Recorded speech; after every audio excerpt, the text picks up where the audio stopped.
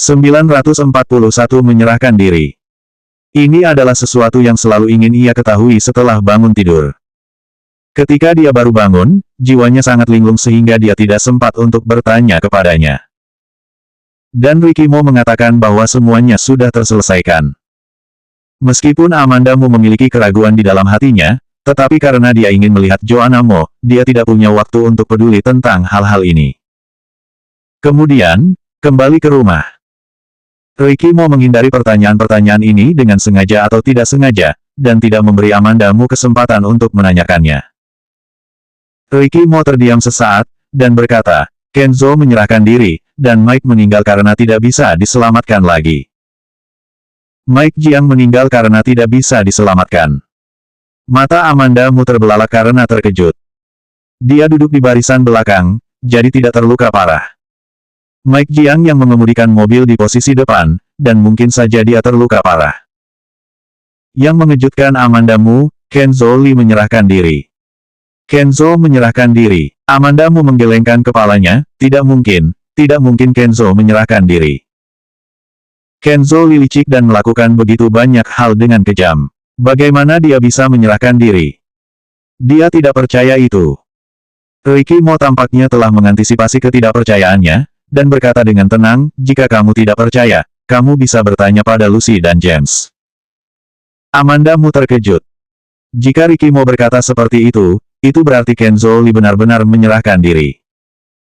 Amanda Mu bertanya, mengapa dia menyerahkan diri? Kamu tidak perlu memikirkan masalah tidak penting ini, aku harap kita bisa selalu bersama ke depannya. Ricky Mo mengeluarkan ponselnya dan meletakkannya di samping, lalu memegang tangannya di telapak tangannya. Sementara Ricky Mo akan mandi, Amanda Mu pun berselancar di internet mencari berita tentang Kenzo Lee. Tetapi dia tidak menemukan berita terkait.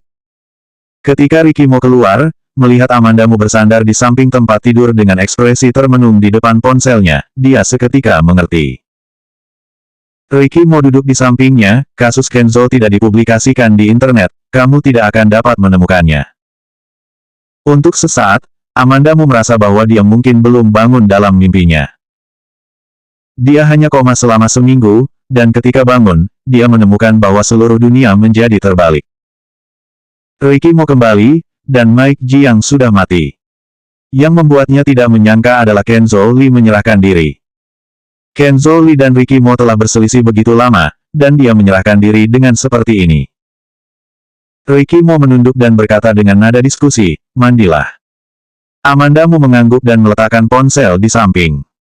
Energi Amanda Mu masih sangat buruk, dia tertidur setelah mandi. Ricky Mo duduk di tepi tempat tidur, setelah melihatnya tertidur, dia bangkit dan pergi ke kamar Joanna Mo. Joanna Mo juga baru saja mandi dan berbaring di tempat tidur sambil memegang buku cerita untuk dibaca.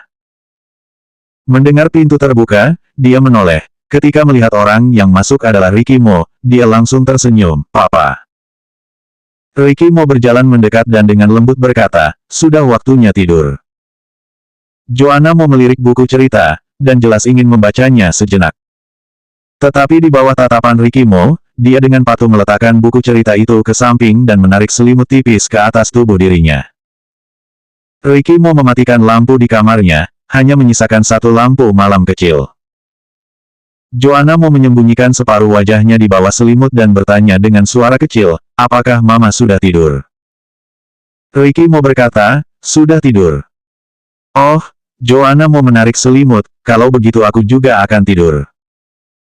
Joanna Mo menutup matanya dan tertidur tidak lama kemudian. Setengah wajahnya ditutupi selimut, hanya sepasang mata tertutup yang tampak. Ricky Mo membungkuk dan menurunkan selimut Joanna Mo. Saat ini masih musim panas, tidak terlalu baik untuk menyelimuti seluruh tubuh. Memastikan bahwa Joanna Mo benar-benar sudah tertidur, dia berbalik dan pergi. 942 Aku tidak ingat. Keesokan harinya. Ketika Amanda Mu bangun, ternyata waktu sudah menunjukkan jam 9 pagi. Dia biasanya pergi mencari ponsel, tetapi menyadari bahwa ponselnya tidak ada di samping tempat tidur. Pada saat ini, Ricky Mo baru saja keluar dari kamar mandi. Melihat Amanda Mu sedang mencari sesuatu di balik bantal, dia bertanya, ada apa? Apa yang kamu cari? Ponsel. Amandamu mendengar ini dan kembali menatap Ricky Mo, apakah kamu melihat ponselku? Ricky Mo mendatanginya, aku akan membantumu mencarinya. Dia mencarinya di tempat tidur, dan kemudian di lantai di depan tempat tidur, tetapi tetap saja tidak ditemukan. Kemudian dia mengangkat kepalanya dan bertanya pada Amandamu, apakah kamu ingat tadi malam kamu meletakkan ponsel di mana? Tadi malam meletakkan ponsel di mana? Amandamu mencoba mengingatnya dengan cermat, tetapi ternyata dia tidak ingat di mana meletakkan ponsel miliknya.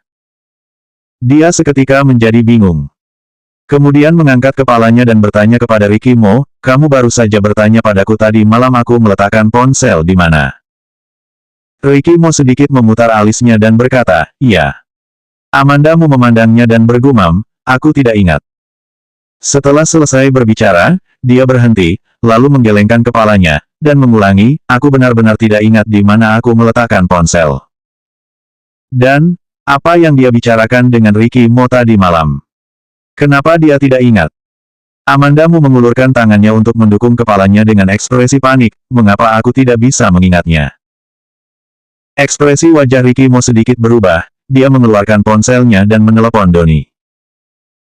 Amandamu masih terbenam di dunianya sendiri, dia bahkan tidak tahu apa yang dikatakan Ricky Mo ke telepon tersebut. Ricky Mo menyelesaikan panggilan, dan ketika dia menoleh dan melihat Amandamu, dia masih duduk di tempat tidur. Terlihat linglung, seperti anak yang hilang. Ricky Mo mengepalkan ponsel di tangannya, lalu meletakkannya di samping, dan duduk di samping tempat tidur. Tidak apa-apa jika kamu tidak ingat, kita jangan mencari lagi, beli ponsel baru, oke. Dia menurunkan tubuhnya, mengulurkan tangan dan memegang bahu Amandamu, matanya sejajar dengannya, lalu berbicara dengan nada diskusi. Amandamu menatap Ricky Mo dengan linglung selama beberapa detik, lalu tersenyum dan berkata, tidak perlu membeli yang baru, aku harus bisa mengingat di mana aku meletakkan ponselku. Tapi senyumnya terlalu terpaksa, lebih jelek daripada menangis. Ricky Mo memandangnya dengan ekspresi yang tidak bisa dia mengerti. Suaranya terdengar lembut, kalau begitu cari di hari lain, hari ini kamu harus pergi ke rumah sakit untuk melakukan pemeriksaan kembali, kita akan pergi setelah makan. Amandamu bertanya, mengapa aku tidak ingat kamu sudah mengatakan bahwa hari ini aku harus melakukan pemeriksaan kembali. Tanpa menunggu Ricky Mo berbicara, dia menyangkal dirinya lagi, apakah aku juga lupa hal ini? Dia memegang kepalanya menggunakan tangannya dan menggelengkan kepalanya dengan tak percaya. Mengapa ingatannya tiba-tiba menjadi begitu buruk? Ricky Mo melihat sikap Amandamu yang seperti ini, dan hatinya merasa tidak nyaman seolah-olah telah dicabut. Tenggorokannya berdehem keras sebanyak 2 kali, dengan suara sedikit serak berkata, aku yang tidak memberitahumu, bukan kamu yang lupa. Amandamu bertanya dengan tidak yakin, kamu yang tidak memberitahuku. Ya, Ricky Mo mengangguk, dan mengulurkan tangan untuk merapikan rambutnya yang berantakan, kamu mandi dulu, lalu makan sarapan. Amandamu mengangguk patuh, iya. Setelah sarapan, Ricky Mo membawa Amandamu pergi keluar. Di pintu utama, Amandamu melihat Donnie yang sedang menunggu di pintu utama. Donnie mengangguk padanya. Seolah kembali ke masa lalu. Ricky Mo akan memerintahkan Donnie untuk melakukan apa saja. Seringkali ketika dia dan Ricky Mo akan pergi keluar, maka bisa melihat Donnie menunggu di pintu utama. Ketika Donnie membuka pintu mobil, Ricky Mo menggendong Amandamu masuk ke dalam mobil. 943 belajar sendiri. Di dalam mobil, Ricky Mo menggenggam tangan Amandamu di tangannya, jaraknya agak jauh, kamu bisa tidur sebentar. Amandamu bersandar di kursi, dengan ekspresi lesu dan kurang energi. Dia juga mengabaikan Ricky Mo, hanya bersandar seperti itu. Ricky Mo mengerutkan bibirnya dengan erat, menatapnya diam-diam sejenak, kemudian mengulurkan tangan dan membawanya ke dalam pelukannya. Tapi Amandamu menggelengkan kepalanya dan mengulurkan tangan untuk mendorongnya. Dia ingin duduk sendiri. Ricky Mo mempertahankan postur tubuh saat didorong oleh Amandamu, lalu menatap Amandamu dengan dalam. Tapi Amandamu hanya memandang keluar jendela sambil melamun, bukan padanya. Meskipun Donnie mengendarai mobil dengan fokus di depan, dia bisa merasakan perubahan suasana di dalam mobil tersebut. Dia melihat pemandangan di belakang di kaca spion, dan mengalihkan pandangannya hanya dengan pandangan sekilas. Dengan suasana seperti ini, mereka pergi ke rumah sakit tanpa bicara. Keuntungan dari rumah sakit swasta adalah siapapun yang menghabiskan lebih banyak uang dapat menikmati layanan yang lebih baik. Terlebih lagi, rumah sakit swasta ini diinvestasikan oleh perusahaanmu. Ricky mau membawa Amandamu untuk melakukan pemeriksaan, tentu saja jalur hijau darurat pun dibuka. Amandamu didorong oleh Ricky Mo, tetapi tidak ada yang terlihat kecuali staf medis di sepanjang jalan. Kursi roda lipat disimpan di bagasi mobil ketika pergi. Ketika memasuki lift, Amandamu menoleh ke belakang dan bertanya kepada Ricky Mo, mengapa tidak ada pasien di rumah sakit ini. Ricky Mo menjelaskan, kami akan melalui jalur VIP. Jalur ini berbeda. Ada juga jalur VIP untuk pemeriksaan medis. Amandamu tersenyum tanpa bicara. Ketika tiba di ruang pemeriksaan, sudah ada dokter dan perawat yang menunggu. Salah satu dokter menyambutnya, Tuan Mo, Nyonya Mo.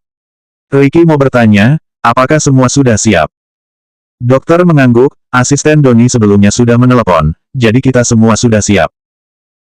Saat ini, ketika mendengar dari dokter berkata sudah siap, Amandamu belum terpikirkan apa-apa. Tetapi ketika dia memeriksa, dia mengerti apa yang dimaksud dokter ketika berkata sudah siap.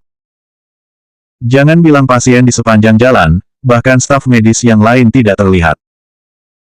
Pasti Ricky Mo yang memberi perintah untuk tidak mengizinkan banyak orang di lokasi tersebut.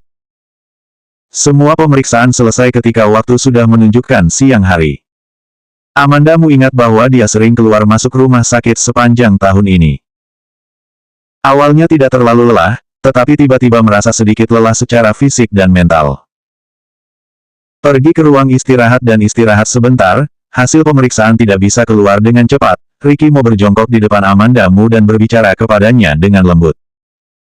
Setiap kali dia berada di kursi roda, Ricky Mo selalu suka jongkok di depannya saat berbicara dengannya. Dengan seperti ini, Amandamu tidak harus mengangkat kepala untuk menatapnya. Selama dia menundukkan kepalanya, dia bisa melihatnya dengan jelas.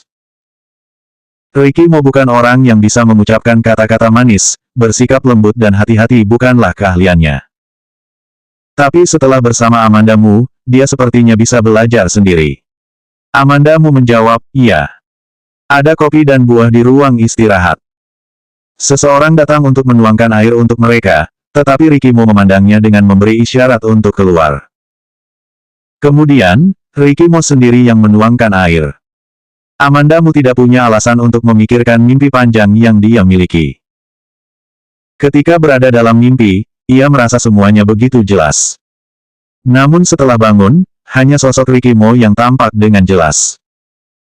Ricky Mo menuangkan air dan membawanya. Dia mendengar Amandamu berkata, sebelumnya, ketika berbaring di rumah sakit, aku memiliki mimpi yang sangat panjang. Ricky Mo meletakkan air di tangannya, lalu berkata, iya. Aku bermimpi tentang apa yang terjadi ketika aku masih kecil. Amandamu memegang tangkai gelas di tangannya, tetapi menatapnya dengan lurus. 944 tidak akan semangat menjalani hidup. Ricky Mo terkejut ketika mendengar kata-kata itu, lalu duduk di kursi di sebelahnya. Kejadian waktu kecil, dia tampak sangat tertarik dengan apa yang dimimpikan oleh Amandamu. Amandamu mengangguk, dengan wajah lembut ia berkata, iya, aku bermimpi ketika aku masih sangat kecil. Kemudian, Amandamu berkata dengan nada santai, aku belajar dengan baik saat kecil. Ricky Mo mendongak, benarkah? Amandamu dapat merasakan bahwa Ricky Mo sedang dalam suasana hati yang buruk, tetapi dia masih menemaninya berbicara dengan sabar. Amandamu memandangnya dan tiba-tiba tersenyum, aku juga bermimpi tentang apa yang terjadi padamu di jalan tua itu. Ekspresi di mata Ricky Mo telah mengalami perubahan yang halus. Amandamu bertanya kepadanya, apakah kamu benar-benar melarikan diri dari rumah hari itu? Iya. Karena ibumu. Amandamu ingat bahwa kejadian terjadi tidak lama setelah kecelakaan yang terjadi pada ibu Ricky Mo. Meskipun Ricky Mo saat ini seperti bisa melakukan segalanya, namun pada saat itu Ricky Mo hanya seorang anak berusia 11 tahun. Pengaruh masalah ibunya terhadap dirinya pasti sedemikian besar sehingga karakternya saat ini agak berbeda dari orang biasa. Sol sepatu terdengar sunyi, sepertinya sedang mempertimbangkan bagaimana mengatakannya. Setelah beberapa saat, dia berkata tanpa tergesa-gesa, suasana hatiku agak sedih pada saat itu, tetapi kemudian aku dihibur oleh gadis kecil yang mengatakan bahwa ibunya telah memperlakukannya dengan sangat buruk. Lelucon yang serius. Amanda pura-pura marah dan mengulurkan tangan untuk mendorongnya, apakah kamu harus berbicara seperti itu? Kamu juga tidak mempertimbangkan suasana hatiku. Ricky mau melengkungkan bibirnya dan menunjukkan senyum yang tidak terlalu jelas, tapi sebenarnya, aku benar-benar terhibur oleh kata-katamu. Jika bukan karena Amandamu, pada hari itu dia mungkin tidak akan semangat menjalani hidup. Tetapi tekanan psikologis yang dia alami terlalu besar untuk ditanggung. Tidak ada yang bisa memahami rasa sakitnya, dan tidak ada yang mau mengerti. Pada saat itu, dalam pikiran Amandamu, ia menyimpulkan bahwa Novia Xiao adalah seorang ibu yang tidak memenuhi tanggung jawab apapun. Tapi Amandamu membuat alasan untuk Novia Xiao. Dan ibunya melindungi dia sampai mati, jika dia mati seperti itu, dia akan mengecewakan ibunya. Ibunya sangat mencintainya. Aku tidak menyangka, kamu selalu menyimpan pulpen itu di sana, aku bahkan sudah lupa tentang itu. Kemudian, ketika aku melihat pulpen itu bersamamu, aku tidak mengingatnya sama sekali. Ricky mau sedikit menyipitkan matanya. Amandamu segera tersenyum dengan senang, lalu berkata, ketika aku menggantikan Siska untuk menikahi denganmu, kamu juga tidak mengenaliku. Ricky mau terdiam sesaat, ekspresinya menjadi serius. Amandamu bertanya dengan ragu, bukan, kamu mengenaliku saat pertama kali melihatku, kan? Tidak, Ricky mau berkata dengan tenang, alasan utamanya adalah karena kamu terlalu jelek. Wajah Amandamu seketika suram, dia menyebut namanya dengan berhenti di setiap kata, Ricky Mo. Ricky Mo memegang tangannya, kamu sendiri yang mau membicarakan hal ini. Amandamu mendengus, ekspresinya tidak nyaman, seleramu juga cukup berat, kamu bahkan bisa menciumku wajah jelekku. Ricky Mo tidak membantah, mencondongkan tubuh ke depan, benarkah? Postur tubuh Ricky Mo ingin menciumi dirinya. Pada saat ini, pintu ruang istirahat dibuka dengan pelan, lalu terdengar suara, serit, yang pelan. Ricky Mo seketika berhenti, ia menegakkan tubuh dan menoleh melihat ke arah pintu. Donnie merasa sedikit canggung ketika membuka pintu. Dia menyentuh tubuhnya sendiri dan sedikit mengangguk, Tuan Muda, hasil pemeriksaan Nyonya Muda keluar. 945 aku datang hanya untuk melihatmu dan sekalian bertemu dengan Ricky. Suasana santai di ruang istirahat tiba-tiba tenang. Meskipun Amandamu mencoba mengendalikan ekspresinya, dia tidak bisa menahan senyum di wajahnya. Ricky mau sedikit mengernyit, menoleh untuk melihat Amandamu, kamu tunggu aku di sini, aku akan pergi melihatnya. Setelah selesai berbicara, dia hanya menatap Amandamu dan menunggu jawabannya. Kata Ricky Mo, menyuruh dia menunggunya di sini. Artinya, dia masih tidak bisa memberitahu tentang kondisi kesehatannya. Bahkan, sangat sulit bagi diri sendiri untuk ditipu oleh orang lain. Ricky Mo seperti ini sekarang. Dia berpikir bahwa selama dia tidak mengatakan kondisi kesehatannya yang sebenarnya, apakah dia bisa hidup seperti sebelumnya? Amandamu tersenyum dan berkata, tapi aku juga ingin tahu kondisi kesehatanku. Ricky Mo adalah orang yang sangat berhati-hati dan tertutup. Apa yang ingin disembunyikannya pasti bisa disembunyikan tanpa meninggalkan jejak. Dia berkata perlahan, tubuhmu saat ini sedang lemah, tunggu saja aku di sini. Nada suaranya kuat. Amandamu menghela nafas tak berdaya dan menoleh ke samping. Ricky Mo mengulurkan tangan dan mengusap kepalanya, tunggu aku. Pintu ruang terbuka dan tertutup. Amandamu berpikir, situasi tidak bisa terus seperti ini. Pada saat ini, pintu ruang istirahat dibuka seseorang kembali dari luar. Amandamu mengira Ricky Mo yang kembali. Begitu dia menoleh, matanya membelalak ketika dia melihat orang itu masuk.